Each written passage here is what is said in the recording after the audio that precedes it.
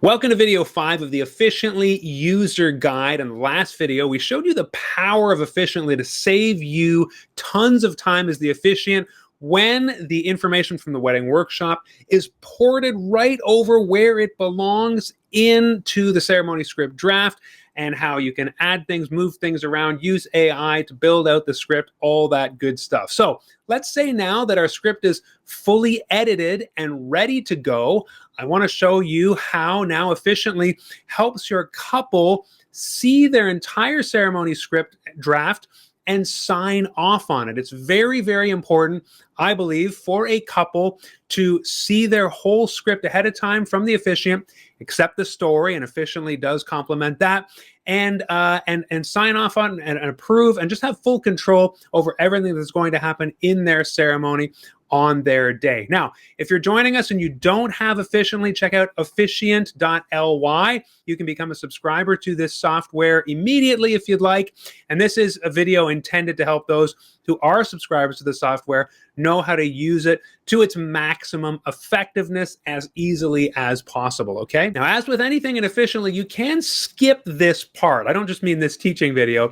I mean, if you don't want to share the script with your couple, you don't have to. In fact, if, say, you only wanted to use Officiantly to write the couple's love story or send the questionnaire or that kind of thing, you could. You don't have to use every single control panel, every single step in the Officiantly dashboard. However, this software, this platform, this app has been designed to fully complement the unboring wedding style and system and process that I've been using and teaching for 10 years. And so that is why it is designed the way it is. Let's go now into the ceremony script draft, picking right up from our previous video. Let's say we are ready for Casey and Jordan to receive their script.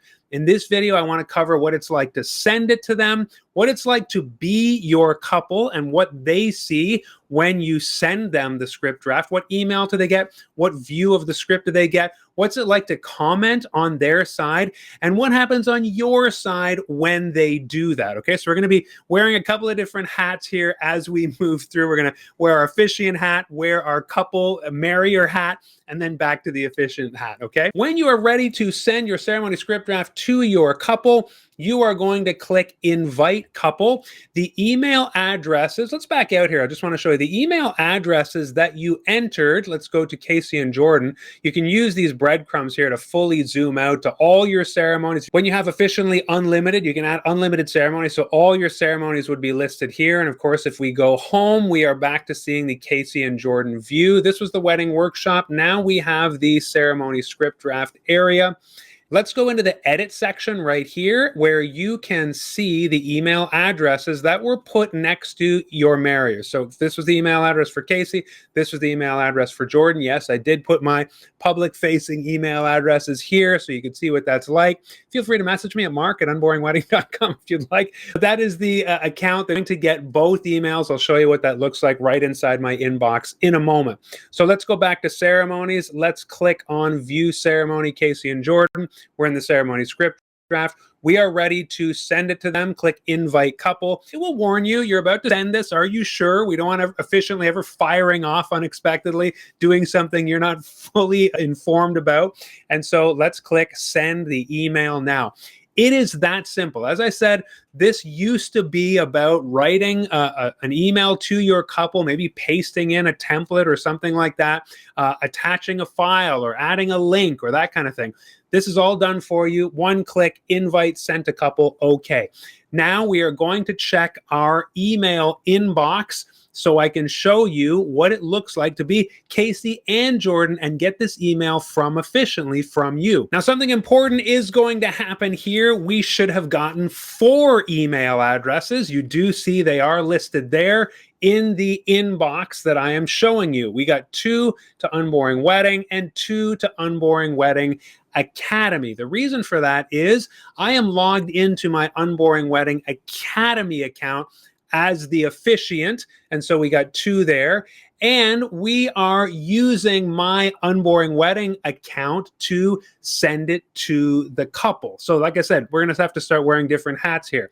You are CC'd as the officiant on every single email to the couple or the family and friends, covering that in a later step, you will always get CC'd on the email that you send out. We want you always to know what the system is doing and what your couple is getting. So that transparency is very important.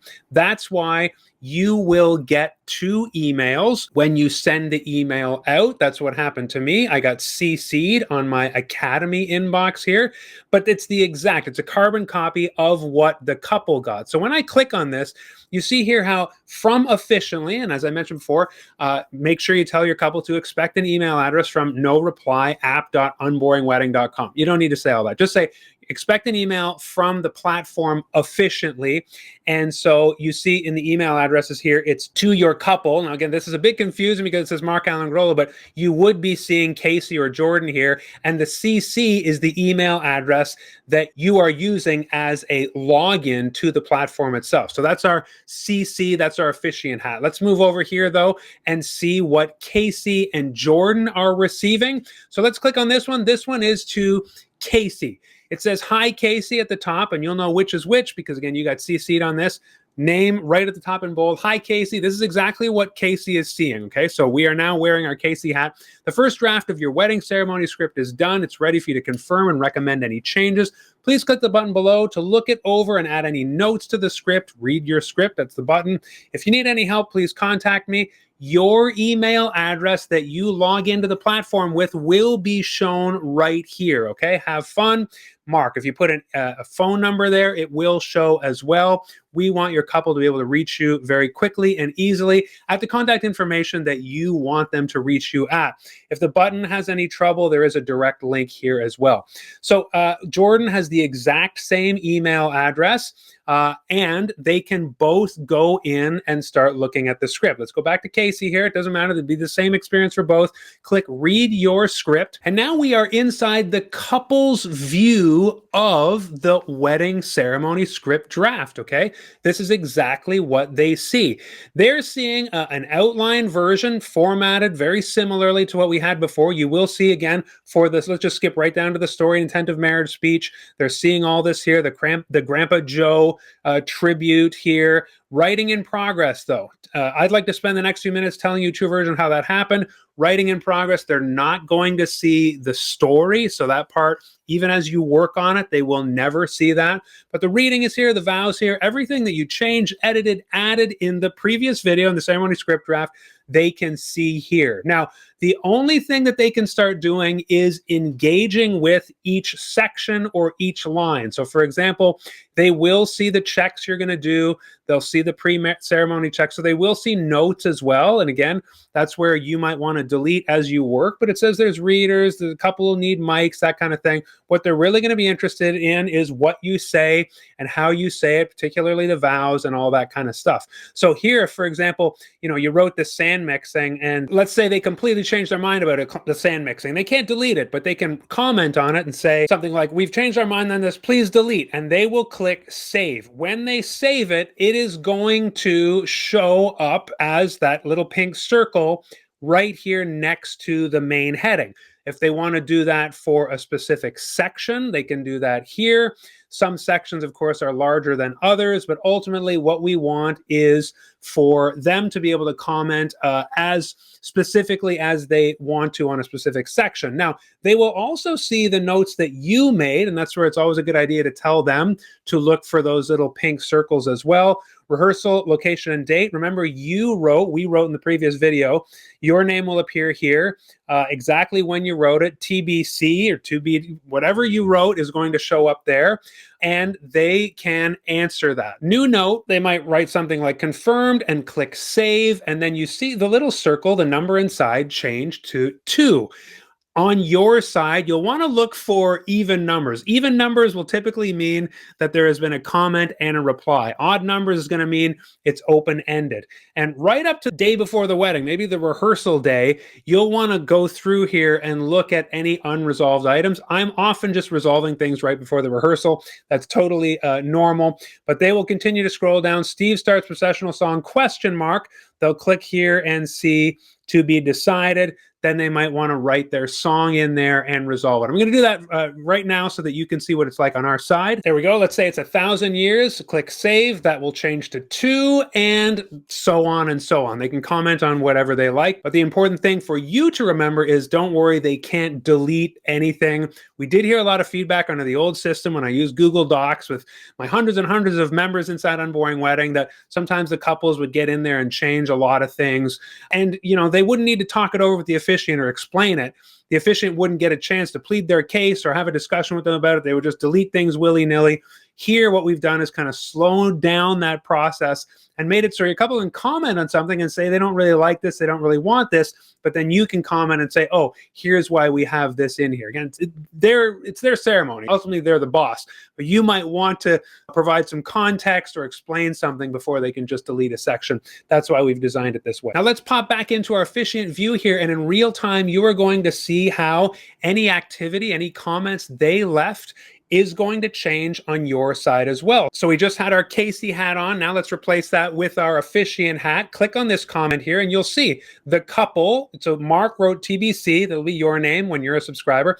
The couple confirmed. Now this is resolved. So I would recommend, instead of just saving and keeping the circles there, click these little check marks. And when you do that, they will go away. Green check, and you will see here how now when you save out, the circles on the script itself, you'll need to click X for that, and there you go. It's cleared. And so you'll just do the same, scrolling all the way down, always looking in the comment box area there for any comments that they made. You can see here how 1,000 years is the song. Wonderful. You could then add it right in here. Just type in 1,000 years, click save, and now you can resolve these comments. Click the green circles, click the X, and it's gone away, and so on. Again, as many comments and back and forths as you need to do. Your couple may continue to comment on the script in the days after this, or even close to the rehearsal. How do you know whether or not your couple has left a comment? Well, here's a really great feature we added in Officiantly. You don't need to be paranoid. You will get an email every day. The app, the platform will check every day, every 24 hours to see if there's been any commenting activity on the ceremony script, and you'll get an email that looks like this. This email is for you, so put your officiant hat on. It will say, hi Mark, the couple wrote one new note or notes, because depending on the number they left, that's the number you'll see there in the last 24 hours on Casey and Jordan's ceremony script draft.